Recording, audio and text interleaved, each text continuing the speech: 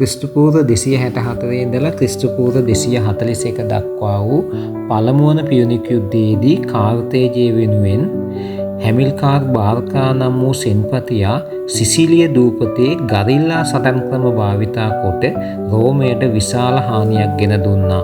දක්ෂ සෙන්පතියෙකු වූ හැමිල්කාර් සිසිලියේදී ජයග්‍රහණ රාශියක් කාර්තේජය සඳහා ලබා දුන්නද කාර්තේජයේ මධ්‍යම රජයෙන් ලැබුණු සහයෝගයේ මදිකම නිසා පළමුවන පියුනික් යුද්ධය පරාජය වුණා.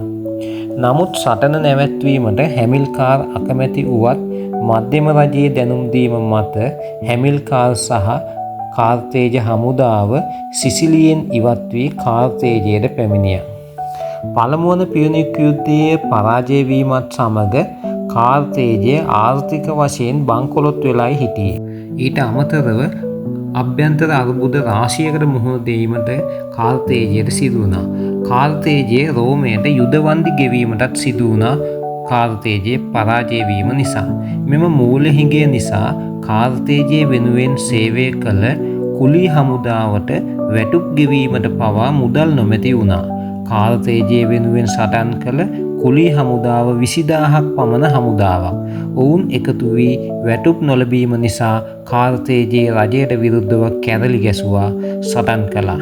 ක්‍රිස්තුපූර්ව 241 සිට ක්‍රිස්තුපූර්ව 237 දක්වා විහිදුණු මෙම කුලී හමුදාවේ සටන හැමිල්කාර් බාර්කාගේ දක්ෂතාවය සහ රණකාමීත්වය නිසා පාලනය කර කාර්තේජයට සාමය ගෙන දුන්නා. බංකොලොත් තත්ත්වයෙන් කාර්තේජය මුදා ගැනීම සඳහා සිවිල් තනතුරුද දරමින් ආර්ථික ප්‍රතිසංස්කරණ කරමින් ආර්ථිකයේ යථා තත්ත්වයකට ගෙන ඒමට කටයුතු කළ හැමිල්කාර් ඉන් පසුව කල්පනා කළේ කාර්තේජය ශක්තිමත් කිරීමට නම් තමන්ගේ පරම සතුරා වූ රෝමයෙන් ඈතට ගොස් කාර්තේජයට තවත් ධනය බලය සහිත ප්‍රදේශ අයිති කරගෙන එම ධනය කාර්තේජයට එවිය යුතු බවයි. එම අරමුණ ඔස්සේ ගිය හැමිල්කාර් ක්‍රිස්තුපූර්ව 237 දී ස්පාඤ්ඤය ආක්‍රමණය කර ස්පාඤ්ඤයේ කුඩා කොටසක් යටත් කරගත්තා. ඉන්පසු එහි විශාල භූමි ප්‍රදේශ යටත් කර ගනිමින් එහි වූ පොහොසත් රිදී පතල් අත්පත් කරගත්තා.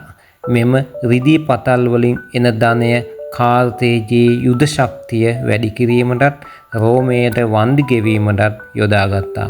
මෙම ආකාරයෙන් රෝමයේ බලපෑමෙන් තොර වූ අල්සිත් නම් පෞද්ගලික රාජ්‍යයක් පිහිටුවාගත් හැමිල්කාර් ඔහුගේ සම්පූර්ණ දිවියම කාර්තේජියානු බලය නැවත ගොඩනැගීමටත් අනාගතයේදී රෝමෙන් පලිගැනීමටත් සැලසුම් කළා.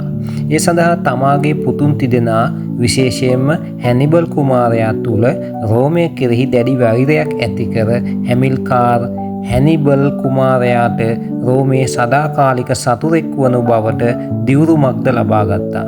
ක්‍රිස්තුපූර්ව 228 දී ස්පාඤ්ඤයේ ගෝත්‍රිකයන් සමග ඇති වූ සටනකදී මෙම හැමිල්කාර් මිය ගියා.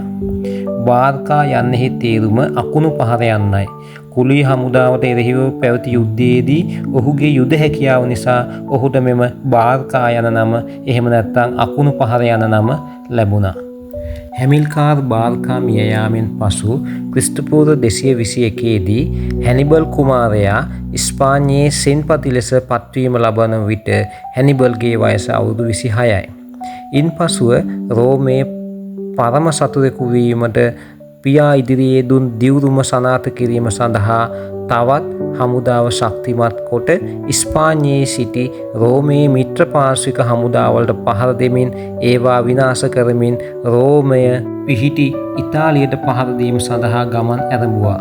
ක්‍රිස්තුපූර්ව 218 දී ඉතිහාසයේ නිර්භීතම හමුදා මෙහෙයුම ලෙස හඳුන්වන ඉතාලියට පහර දීමේ මෙම අභියෝගාත්මක ගමන පීරනීස් රෝන් ගංගා පසු කරමින් අති දුෂ්කරතා මැද සුප්‍රසිද්ධ ඇල්ප්ස් කඳු පන්තිය තරණය කරමින් රෝමයට අනපේක්ෂිත අත්දැකීමක් උදා කිරීම සඳහා හැනිබල් ඇතුළු හමුදාව රෝමය පිහිටි ඉතාලියට ඇතුළු වුණා.